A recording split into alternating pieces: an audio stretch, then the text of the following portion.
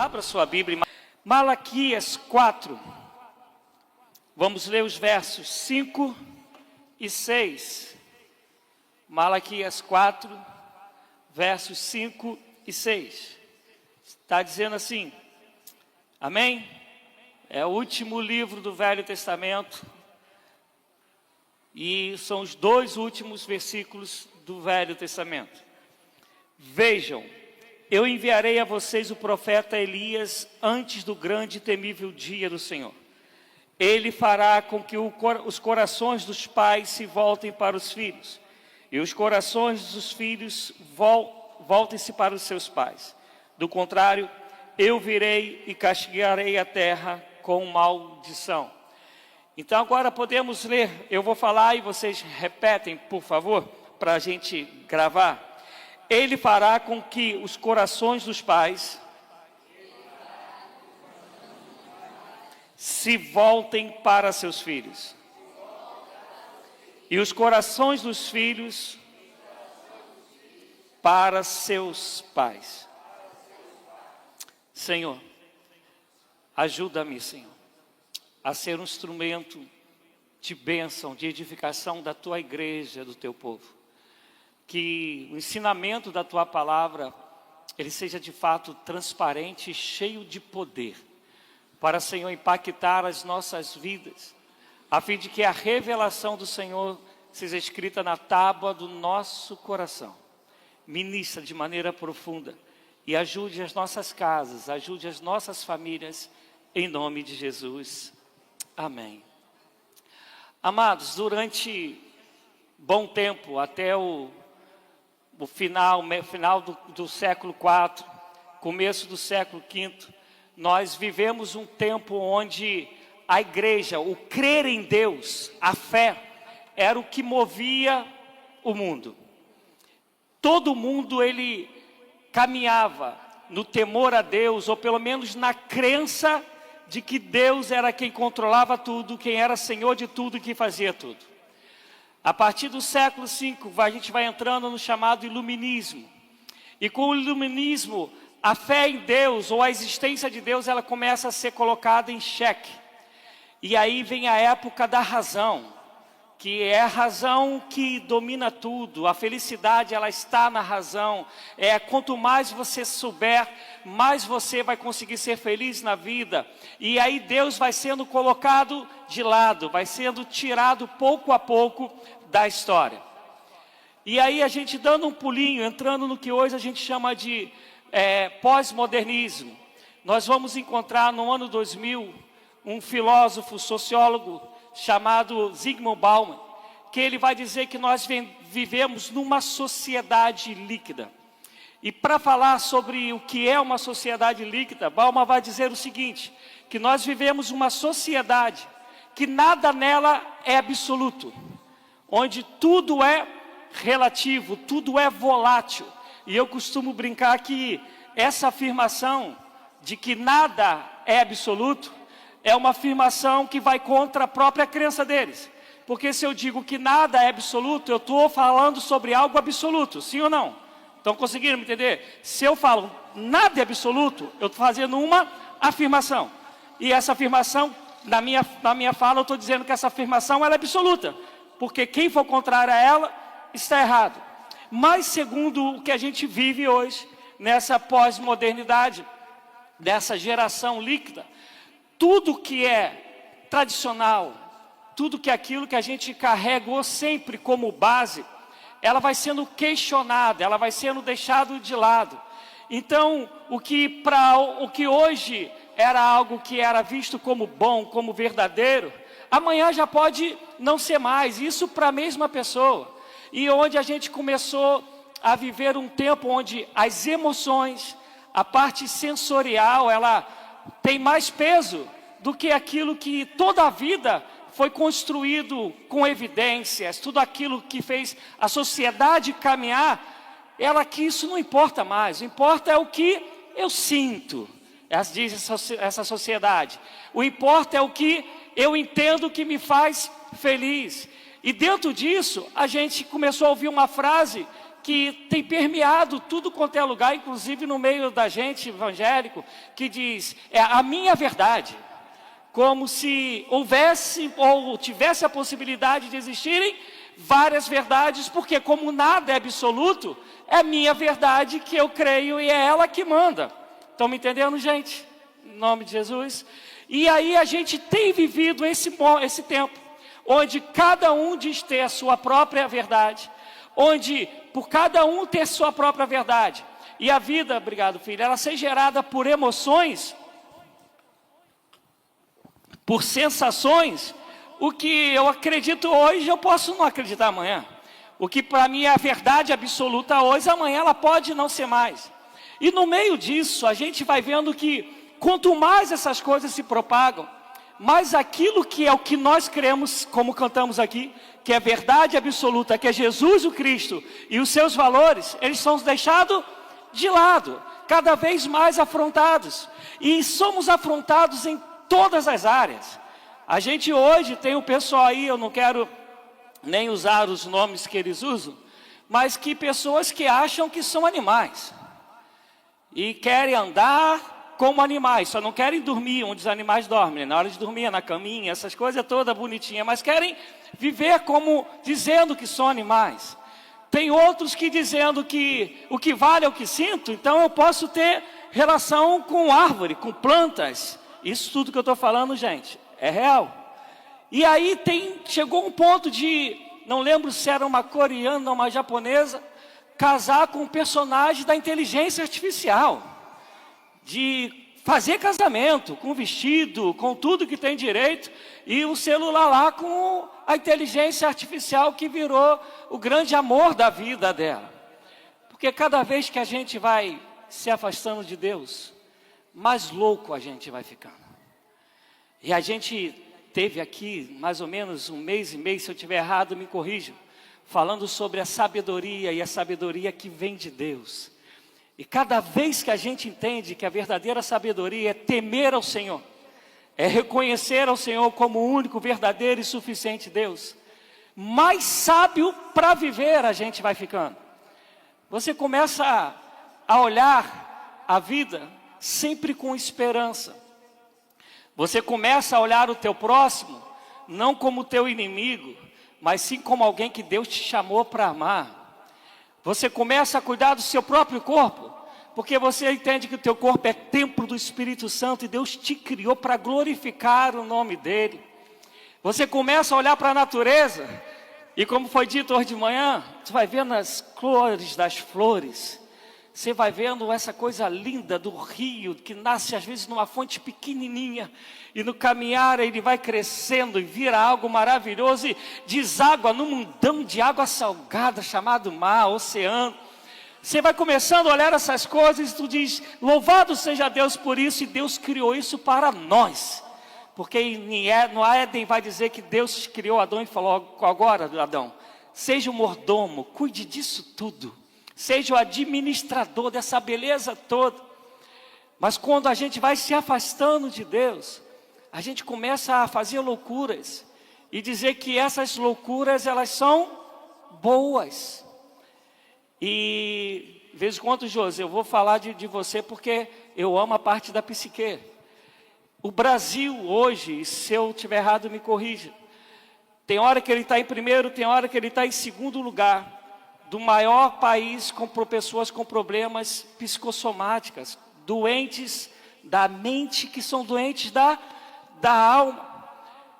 Por quê? Porque cada vez mais nós temos tido um povo que diz que é cristão, mas onde, e aí eu falo sem medo de me cortarem, sem medo de ser feliz, onde raramente os padrões de Deus, eles estão sendo de fato ensinados e pregados. E por não serem ensinados e pregados, a gente começa a ser levado por qualquer verdade que apareça por aí. Onde ela mais me agradar, é lá que eu vou. E isso é tão sério, que até a fidelidade à igreja onde a gente aceita ser membro, ela também tem virado relativa. Ou melhor, a fidelidade tem deixado de existir, porque aqui hoje me agrada e eu me torno membro. Chegou outro momento, encontrei uma outra que está falando aquilo que para mim é mais verdade. Então eu vou lá para outra. E depois vai fazer isso na outra também, e não porque de fato está querendo encontrar a Cristo, mas porque está querendo que se faça um cafuné dentro da sua alma. E aí, tu deve estar falando, mas pastor, o que tudo isso tem a ver com a família e tem a ver com o texto que a gente leu? Tem tudo a ver, porque as verdades bíblicas, elas são absolutas, hoje, sempre e até que Deus venha. Os escritos bíblicos foram para nos moldar como cidadãos do céu, onde nós moraremos o dia que o Senhor vier buscar a sua igreja, amém, amado? Deus não muda, Ele é o mesmo ontem, hoje, será eternamente, e a sua palavra permanece para sempre, louvado seja Deus. E isso é inegociável, a ponto do Senhor falar, se tu mudar uma vírgula, tu mudar um tio, e Apocalipse vai dizer, as maldições, os juízos desse livro virão sobre você que assim o fizer. Porque toda a Escritura foi inspirada pelo Espírito Santo de Deus, para nos aperfeiçoar, nos tornar homens e mulheres hábeis e a imagem e semelhança de Deus, saberem glorificar a Deus e dizer que só o Senhor é Deus. É por isso que está escrito o versículo que, principalmente por causa da política, ficou muito conhecido da gente. Conhecereis a verdade, e a verdade vos libertará. E Jesus Cristo falou, eu sou o caminho, eu sou a verdade, eu sou a vida. E Jesus se colocava tanto em xeque a ponto de dizer, vocês não acreditam que a Escritura, vocês vão ter nela a vida? Veja a Escritura, elas que testificam de mim. Então eu quero hoje falar sobre pais e filhos, aquilo que é a verdade absoluta. Hoje eu não vou me deter em Efésios, mas eu vou mencionar Efésios 6, do 1 ao 4, onde vai estar dizendo, a partir do versículo 5, capítulo 5, versículo 18, está escrito assim, sejam cheios do Espírito. Mas na verdade, a gente traduzindo de maneira, como hoje já está na NVI e NVT, de maneira mais fiel, está escrito assim, se deixe encher do Espírito, mas é um ato contínuo, todos os dias, o tempo todo, temos que nos deixar ser cheios do Espírito.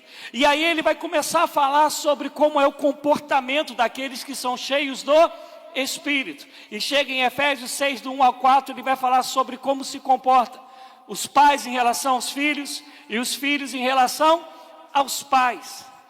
Mas já para que isso pudesse acontecer, para que Paulo pudesse escrever isso, vem Malaquias e vai dizer que chegará um dia que virá aquele que converterá o coração dos pais aos filhos e o coração dos filhos aos pais. E aí quando você lê Lucas 1,17 vai dizer que essa profecia ela se cumpre em João Batista. Porque João Batista é o precursor daquele que havia de realizar toda esta obra. Quer dizer, João Batista, a gente conhece, veio para preparar o caminho. Mas quando vem a profecia de que ele nasceria, está dizendo, esse será aquele que será um instrumento para unir, para trazer o coração dos pais aos filhos e o coração dos filhos aos pais. E para falar sobre isso, eu quero falar, não vou ler, a gente só vai falar sobre que é onde vai se basear a pregação, que é 1 Samuel, do 15 até o capítulo 18, capítulos 15 a capítulo 18, onde envolve toda a história de Davi e Absalão.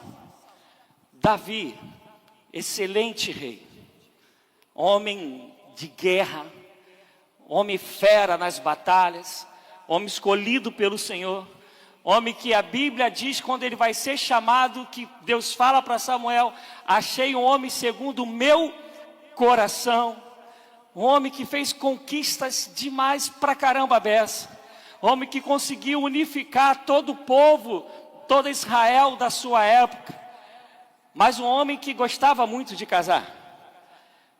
Davi teve 8 esposas e 10 concubinas. Teve pelo menos Só falando das esposas, 20 filhos, sem contar os das concubinas, 19 homens e uma filha, Tamar.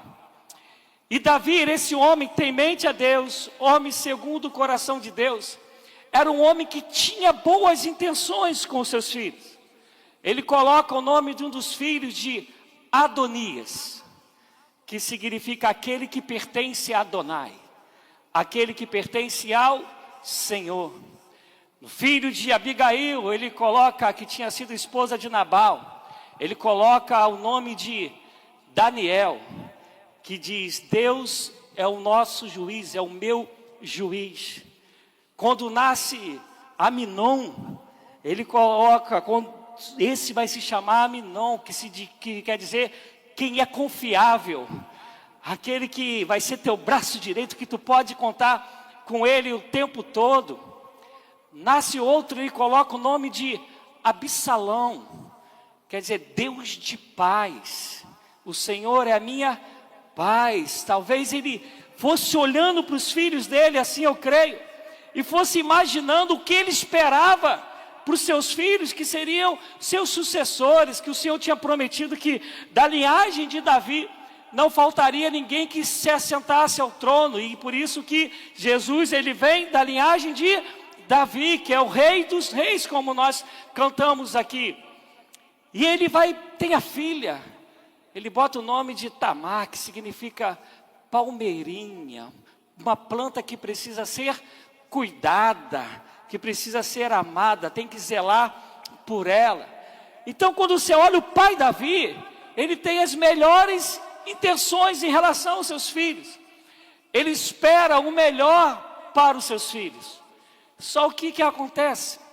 Ele deseja o melhor, mas ele não se faz presente para que o melhor que ele deseja aconteça através do pai que ele tem que ser. Era o cara que estava sempre, e eu vejo a nossa geração vivendo isso, sempre preocupado com aquilo que ele tinha que governar, as pessoas que ele tinha que aconselhar, um reinado que ele tinha que administrar. Mas por causa dessa correria toda, ele não tinha tempo para os seus filhos. E antes de eu continuar a pregação, eu tinha prometido para mim mesmo que eu não falaria sobre isso. Mas eu vou falar até porque minha família não aguenta mais ouvir isso. Mas eu vou testemunhar porque eu acho que vale muito a pena. Assim que eu casei, eu entrei para a Polícia Militar no estado do Rio de Janeiro. E já disse aqui, eu tenho uma facilidade muito grande de ficar acordado. Tá bem, amor? Ela tá bem? Eu tenho a facilidade muito grande de ficar acordado. Eu posso ficar dias acordado, tu vai olhar para a minha cara e não vai dizer que eu estou dias acordado, e minha família sabe disso. E por causa disso eu fazia muitas seguranças. Samudiel fazia 5 seguranças, eu rodava o Rio de Janeiro todo, saindo de uma segurança, indo para outra, indo para a faculdade, indo para a igreja, indo para a polícia, e dinheiro entrando, eu fazia segurança para raves, que eu ganhava um dinheiro forte fazendo segurança. E a Alessandra fazia tripla, né? Com a matrícula dela, ela trabalhava mais em 2 outros lugares. Então, dinheiro bacana, a gente construindo uma casa muito boa. Não sei se eu já contei aqui, o meu quarto, ele tinha 5x4 com um banheiro de 4x2, né? Meu quarto era enorme, eu andava de patins, eu amo patins, hoje não dá mais para andar. Mas eu andava de patins dentro do meu quarto. E trabalhando, quase nunca estava em casa. Queria se esconder de mim e ficava na minha casa, que eu nunca estava em casa. E nasceu Rebeca. Rebeca nasceu, não vi minha filha engatear direito, não vi minha filha andar, não vi minha filha começar a falar.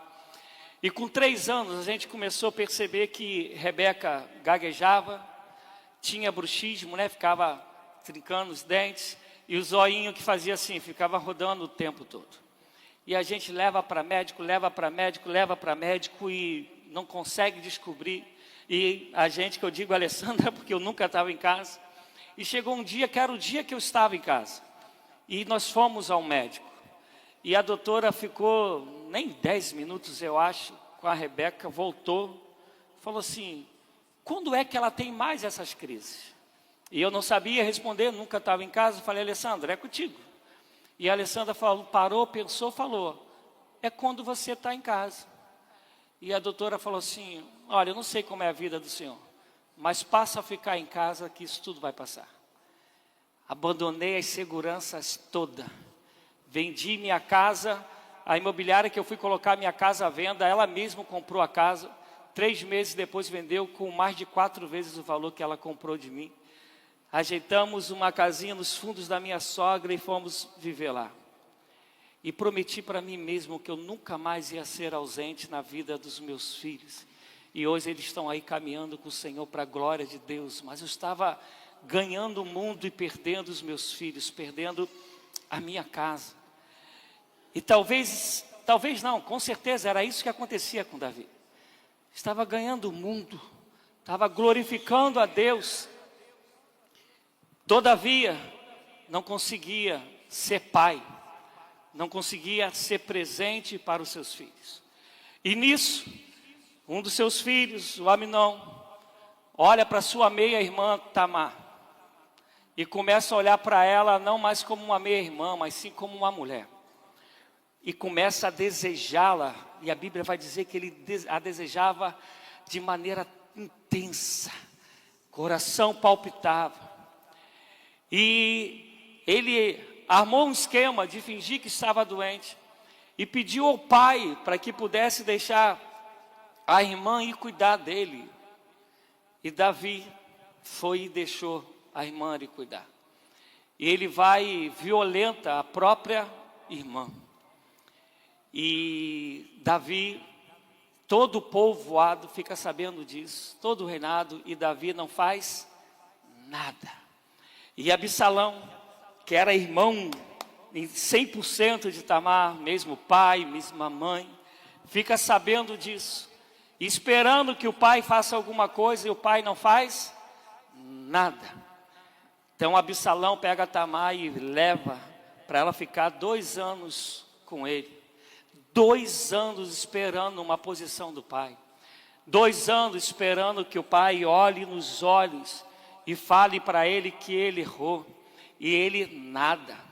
E ele sai dali e vai 3 anos morar com um dos avós. Fica 3 anos lá.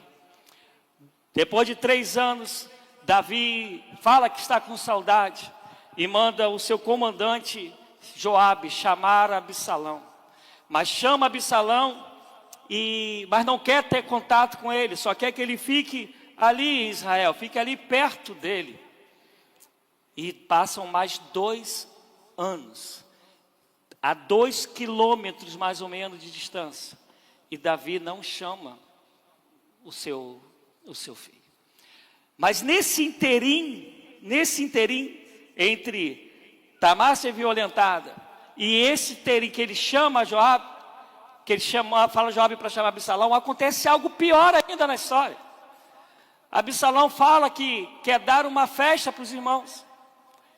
E Davi, com certeza, um homem de guerras, um homem de um reino, sabe o que estão tramando quando é uma armadilha que querem fazer ou não, porque Absalão insiste que todos os irmãos têm que ir nessa festa.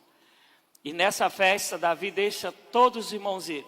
E Absalão vai e mata Aminon, que havia violentado a Tamar.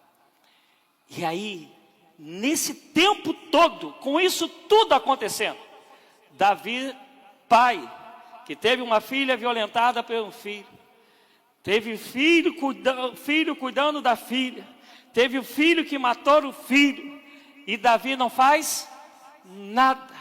E chega um momento que Absalão não aguenta mais e fala para Joabe, fala para o meu pai falar comigo.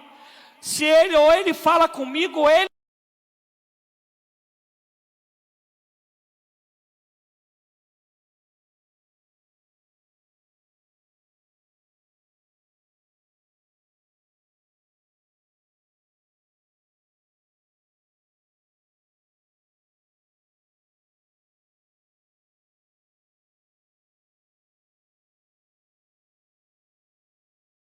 está todo errado. Tu vai estar com teu pai. Depois de 7 anos, o que tu espera? Uma demonstração, uma exortação, né? De hoje, uma chamada mesmo. E aí a história conta que Davi vai e abraça Absalão e dá um beijo em Absalão como se nada tivesse acontecido. Amados, é quase uma unanimidade dentro da psicologia que os pais, eles têm que colocar limites sobre os seus filhos. Augusto Cury, ele chega a dizer que os filhos, eles são moldados, eles se tornam fortes, eles se preparam os sims. Mas ao mesmo tempo, os pais têm que saber amar, têm que saber ser alguém que gera confiança, para que possam conversar tete a tete com os seus filhos. E isso eu falo dando glórias a Deus. Está ali meu filho, tu pode perguntar para ele. A gente é amigo, sou amigo dos meus filhos, eles sabem disso. Mas eles sabem que é o limite do pai amigo e para o pai.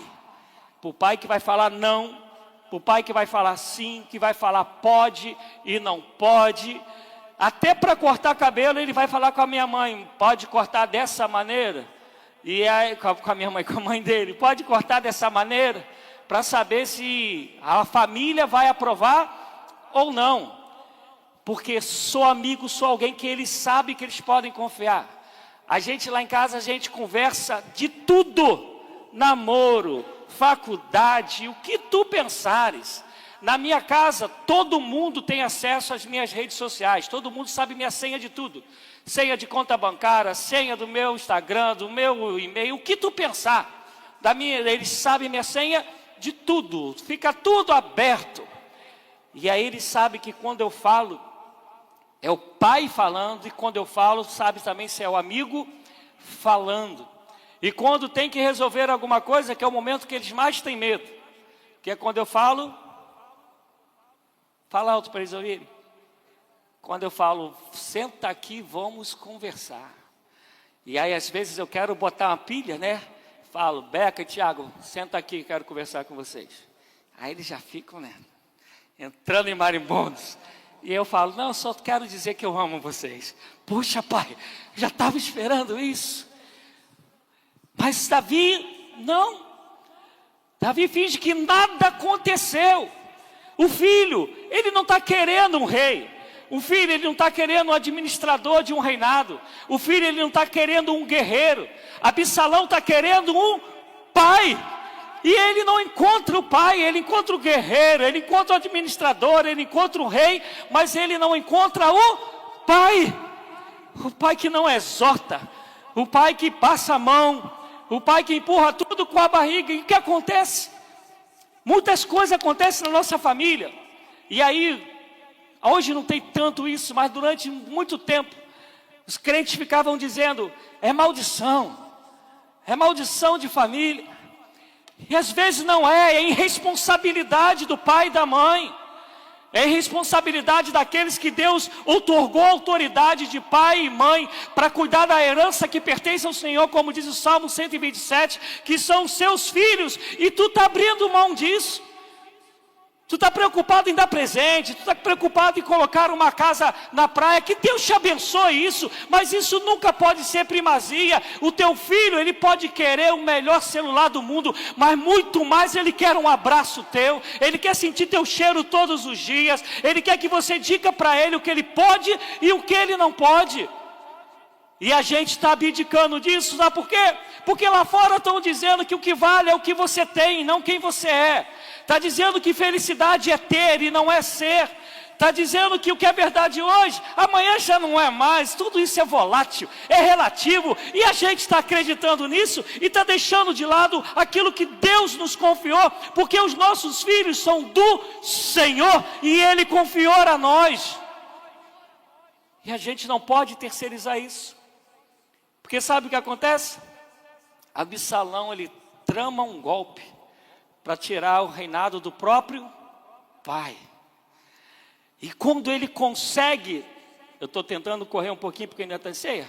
Quando ele consegue tomar o reinado do pai, primeira coisa que ele faz, ele pega as mulheres do pai e coloca assim no terraço, que dava de frente para a cidade toda, e possui as mulheres do pai de frente à sociedade toda. Ele quer se vingar de tudo que está no coração dele, porque o pai não confrontou, porque o pai não curou, porque o pai não chegou e exortou, que não falou que estava errado, não corrigiu.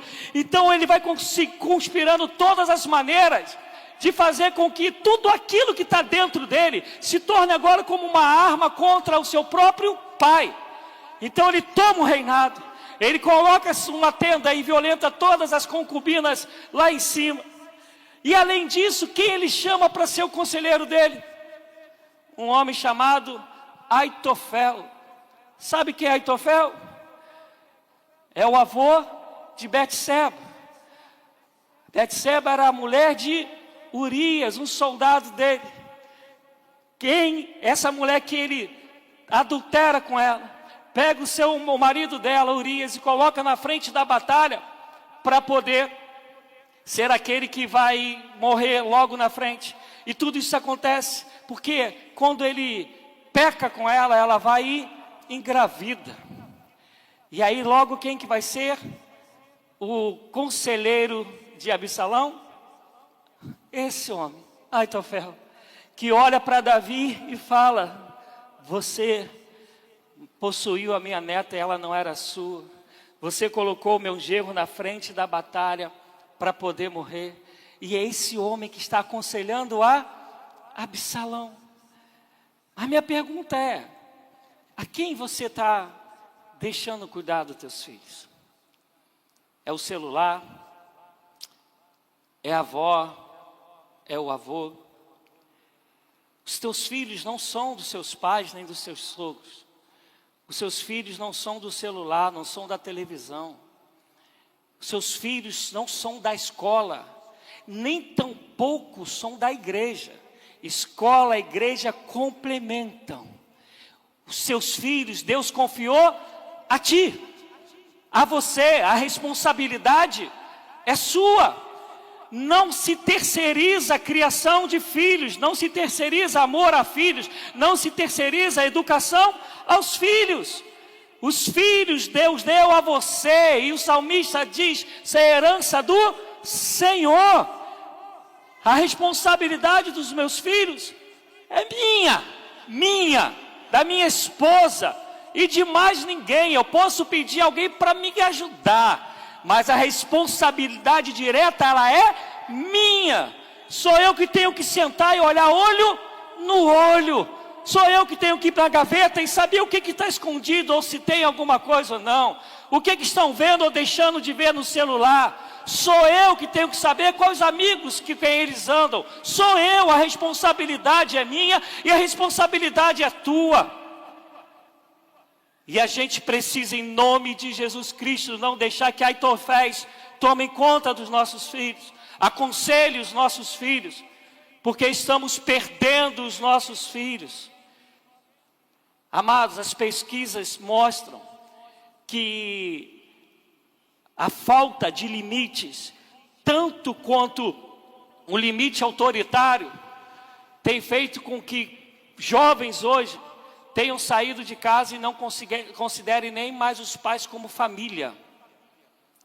Você consegue entender a seriedade disso? Sexta-feira, a gente em casa, sem carro, a gente já está há um tempo. Minha filha, dando o sustinho da gente, que desmaia, fica acordada, desmaia, uns 4 dias que ela vem assim. E a gente em casa, sozinho, no condomínio que a gente mora, tu contava o número de pessoas que tinha, todo mundo viajando. O que a gente fez? Foi lá, tem uma quadrinha lá de areia, a gente chegou e foi lá treinar junto. Rebeca foi treinar 8 minutos e falou: não aguento mais, porque ela não pode mais fazer essas coisas. Saímos dali, fomos dar um tibum lá, tem uma piscina, a gente foi dar um tibum na piscina. E aí lá a gente teve um tempo para falar das coisas de Deus, de como Deus tem sido bom para a gente. E conversei com eles e eu falei: a conversa é como pai e como pastor. e como marido. E falamos que sobre a gente ser grato a Deus, pela bondade de Deus, pela misericórdia de Deus, do sustento de Deus sobre as nossas vidas. E depois eu falei, Ti, ora aí pra gente, agradecendo a Deus. E uma das coisas que meu filho falou, ele falou assim, Deus, obrigado por a gente ter esse tempo em família. Isso dinheiro não compra, gente. Não é o carro que você deu que vai marcar a alma do teu filho para todo sempre. A gente conhece a história de filhos que receberam o carro e amaram mais o carro do que os pais que deram o carro. É tua presença. É você formar através do teu convívio o caráter dos teus filhos. É teus filhos verem em você que aquilo que você prega é o que você vive, aquilo que você ensina é quem você é. E isso só acontece no contato, no dia a dia. Por isso que Malaquias vai dizer que o coração dos pais se voltaria aos filhos e o coração dos filhos dos pais. Por quê? Porque tu tens a palavra que te orienta, tu tens a palavra que te instrui, tu tens o Espírito Santo que te revela a boa, agradável e perfeita vontade do Senhor. Você tem toda a bússola, todo o mapa, todo o aconselhamento para saber como ser pai, para que teu filho saiba como ser filho, a fim de que o coração dos filhos se volte para os pais, o coração dos pais se volte para os filhos. E você, filho, entenda, você está conhecendo a vida.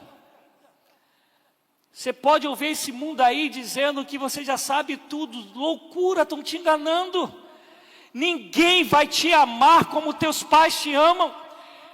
Se tem um lugar na vida onde alguém quer que o outro seja melhor e vai muito além, são os pais para com os filhos, que sempre quer que os filhos voem muito mais altos do que os pais lá fora. Ninguém quer isso. Quando você começar a querer voar, vão cortar a tua asa. Quando você estiver subindo no degrau, vão puxar o teu tapete. Mas os teus pais são aqueles que onde você estiver, vai ficar feliz quando você voa mais alto do que eles. Então teu amigo é teu pai, minha filha. Você não vai encontrar isso em lugar nenhum. Meu Deus, Deus sabe o quanto que eu amo a amizade. E tenho amigos que eu posso dizer, amigos mais chegados do que o irmão. Tenho e posso dizer, tão longe de mim. Mas meu Deus, se eu vejo minha mãe no vídeo, com Alzheimer, esquecendo de tudo, de pouquinho em pouquinho. Deus sabe o aperto que dá no meu coração, a vontade que dá de poder abraçar minha baixinha de 1,43 m, botar num potinho e falar, mãe, fica comigo. Porque eu sei o quanto que ela lutou para poder eu estar aqui hoje. Eu sei que ela foi mãe solteira durante 4 anos. Eu sei que falaram, meu avô falou, tira esse moleque daí de dentro. E eu acho que eu ouvi tanto isso que o dia que eu nasci eu fui puxado a ferro, parto fósseis. Eu não queria, falei, está muito bom aqui dentro, não me tira não. E minha mãe ainda diz que no dia que eu nasci trovejava demais. Mas hoje eu estou aqui com quase 55 anos falando para você, Jesus é bom demais. Obedeça ao Senhor como pai, como mãe, como filho, como cônjuge, e Deus fará prosperar as obras das suas mãos. Creia nisso. E aí, acontece que esse Aitofel, que aconselha Absalão, vai dizer ainda para Absalão, porque Davi tinha saído fugido, quando Absalão toma o reinado, porque o pai omisso não queria guerrear com o filho. Mas aí Aitofel buzina, olha, a gente tem uma ideia, vai contra Davi, aproveita que ele está frágil, vai contra o seu próprio pai, e agora dê com a espada nele, que agora todo mundo vai reconhecer que você de fato é o rei e vai te temer. E ele vai. E o interessante é que quem se torna nesse período o general, o comandante do exército de Absalão, é Amasa, o homem que tinha toda uma história familiar com Davi, e que por isso não gostava de Davi. É esse cara que vai ser o comandante do exército de Absalão. Mas nessa luta, Joabe E a Bíblia fala que pegaram e deram de espada porque Absalão ficou com o cabelo preso. E na árvore matam Absalão. E chegam para contar para Davi. Chegam para Davi: Senhor, nós vencemos a guerra. E Davi não quer saber da guerra. Davi quer saber do seu filho. E ele fala: e o meu filho? Como que ele está? E o pessoal responde: olha, teu filho foi transpassado, morreu. E ele começa a gritar: Absalão, Absalão, meu filho Absalão.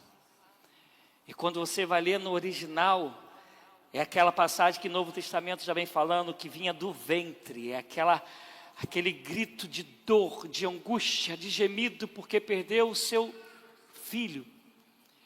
Mas minha pergunta é: a gente precisa chegar a esse tempo, a esse momento, de perder filho, para dizer que o amava, enquanto que no dia a dia, a gente não demonstra esse amor através de atitude, de ações?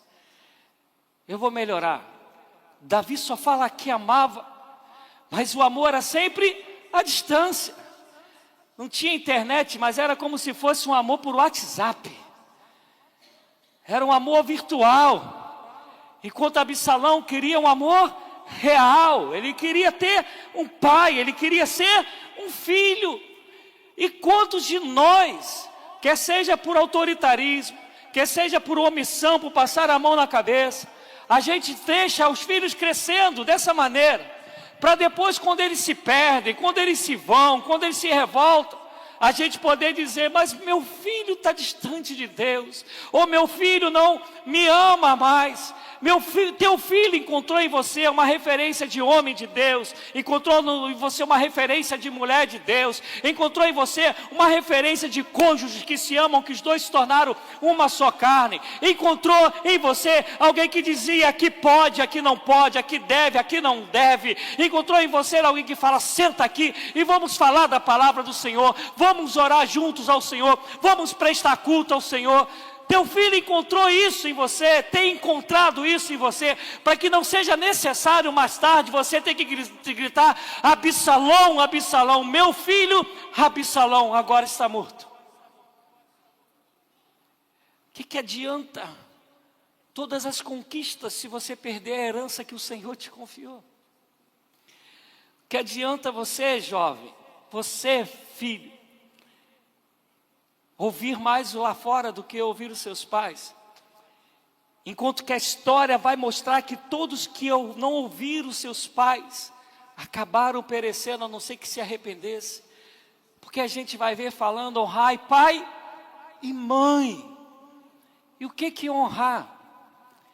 Honrar é muito mais do que obedecer. E eu vou contar só uma passagem para a gente terminar. Todo mundo conhece a passagem que a gente tem como título: filho pródigo. Aí a gente tem um filho que vai, e depois que gastar tudo, volta. Mas tem um filho mais velho, que ficava em casa, que era obediente em tudo ao pai, mas que na verdade não amava o pai. Pastor, por que o senhor está falando isso? Porque você vai ver que quando reparte a herança com os dois, a ideia é do filho mais novo, mas ele aceita repartir herança. E herança só era dada quando o pai morria. Isto é, no coração os dois estão matando já o pai. Quando o filho volta, o mais velho não consegue se alegrar com a alegria do pai, que tinha um filho perdido, e a expressão lá da escrita: estava morto e reviveu. Por quê? Porque ele era o filho do legalismo. Ele queria fazer as coisas direitinho, obedecer direitinho, somente para se dar bem. Não tinha nada a ver com o coração que ama o pai, o coração que se entrega em amor ao pai, não. E aí eu vou abrir um parênteses: quantos crentes tratam Deus da mesma maneira? Chamam Deus de pai, mas obedecem, quando obedecem, somente para ganhar alguma coisa, para ter direito a uma herança, mas não porque de fato amam o pai, não de fato porque desejam o pai. Então honrar é muito mais do que obedecer. Honrar é respeitar. Honrar é querer você ter uma vida que alegre o coração do seu pai. Como eu falei antes, vida que alegra o coração do seu pai é quando o seu pai vê que você está sendo melhorado no quem ele é. É como se você fosse uma filha que tua mãe olha e fala: meu Deus, minha filha teme mais a Deus do que eu, minha filha é mais educada do que eu, minha filha é mais respeitada do que eu, minha filha ora mais do que eu, ela prega mais do que eu, ela canta mais do que eu. Isso é honrar o pai, quando o pai e a mãe olham para você e vê que você é melhor do que ele. E a gente precisa entender isso. A gente precisa entender que os valores de Deus, eles são absolutos. Absolutos. Nunca mudará. Passarão os céus e a terra, diz o Senhor, mas a minha palavra não passará. Não tem como se negociar, ou você crê, ou você não crê. Ou você abraça, ou você não abraça. Ou você teme ao Senhor, ou você não teme ao Senhor. Ou você confia no Senhor, ou você não confia ao Senhor. Pode o mundo lá fora dizer o que for, vir com as suas infinitas variáveis, mudando o tempo todo. Mas você vai dizer: eu sei em quem tenho crido. Eu sei quem é o meu Senhor. Não adianta colocar nomes bonitos. Minha filha Rebeca significa aquela que une. Tiago significa calcanhar, sustento, aquele que te dá firmeza. Foi tudo pensado porque é o que eu espero dos meus filhos. Mas não adianta nome se eles não verem em mim um pai, se eles não verem na Alessandra uma mãe. Não adianta. Amados, eu já contei para vocês. Eu vim de uma vida bem pobre, de casa de barro, da casa dos outros. Mas a gente já viveu lá em casa, por causa da fé, altos e baixos.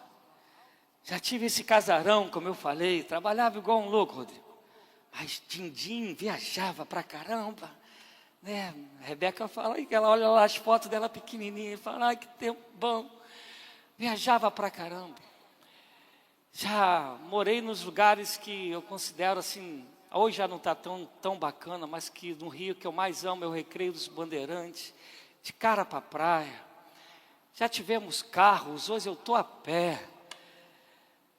A gente já viveu tudo isso, tudo por crer no propósito de Deus. Vai para um lugar, vai para outro, sai do país, vai para outro país, e a gente vai vivendo isso.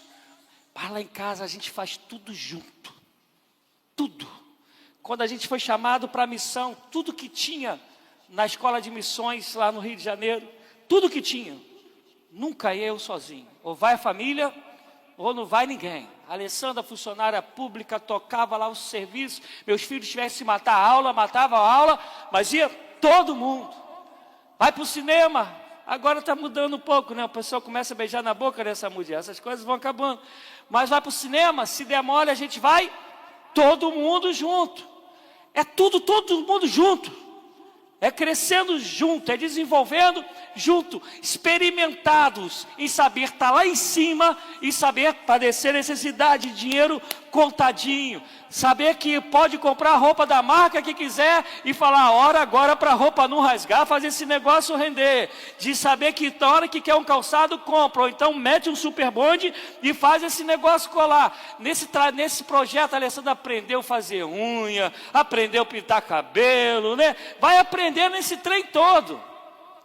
Mas a gente sempre juntos. E eu posso dizer que meus filhos, a não ser que eles não queiram, mas estão preparados para toda boa obra.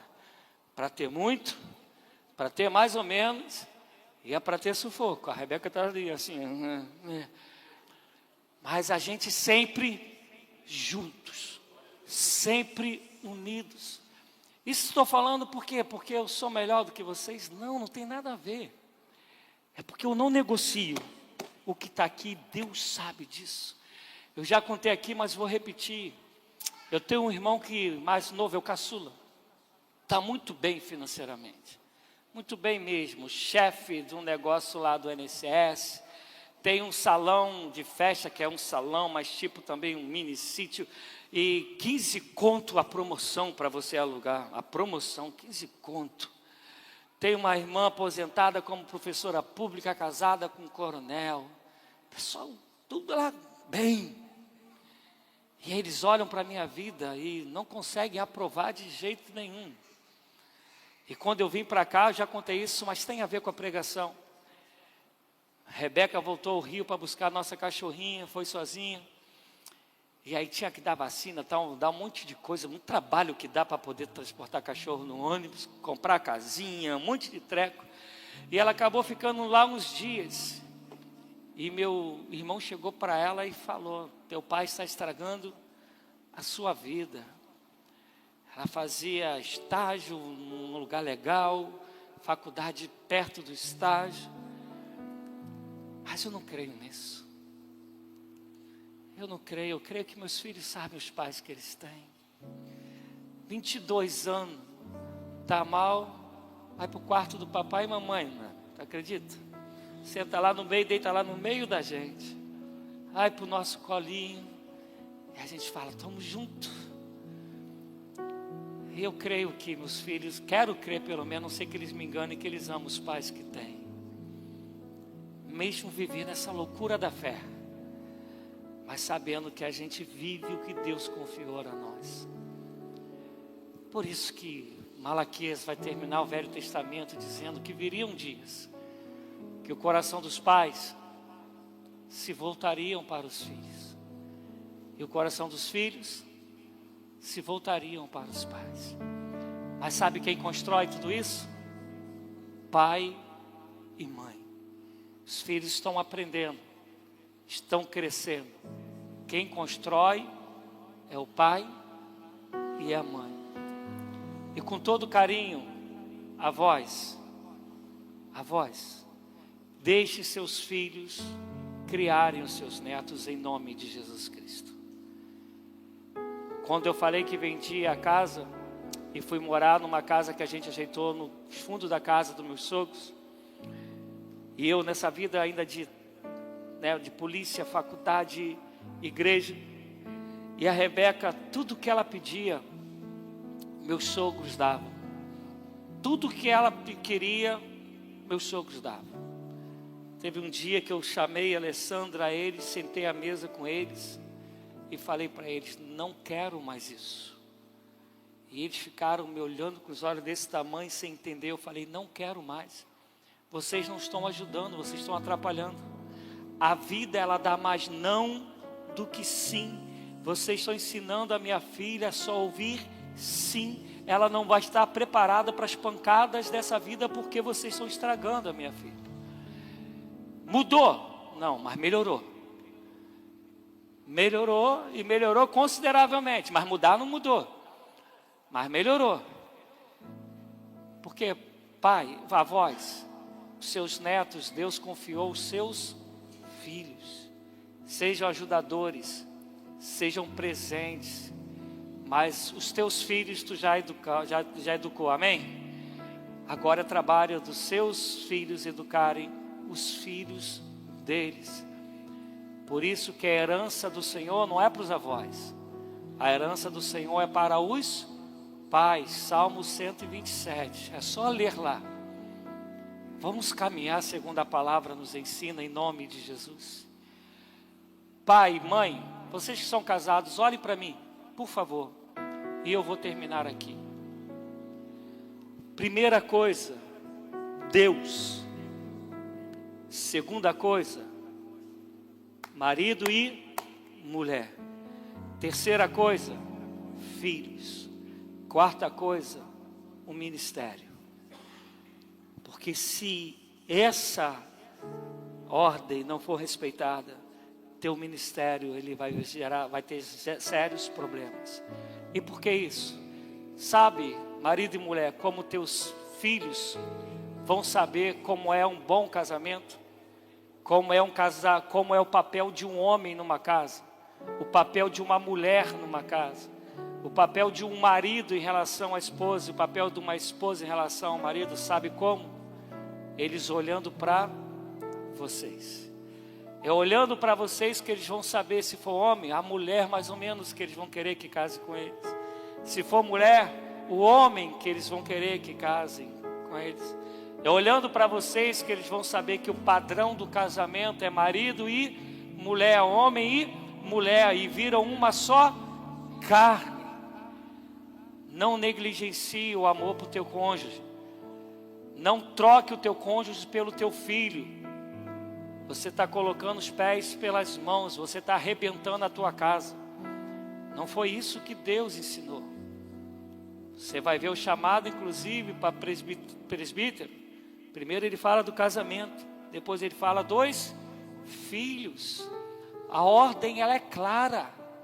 Não acha que você é melhor do que Deus fazendo do teu jeito. Você não é, você é criação dele, você não sabe nada. Só Deus sabe tudo. E Deus não erra. Amém, amados? Ficou claro? É Bíblia? Não escutei, é Bíblia. Então vamos ficar em pé, vamos orar ao Senhor.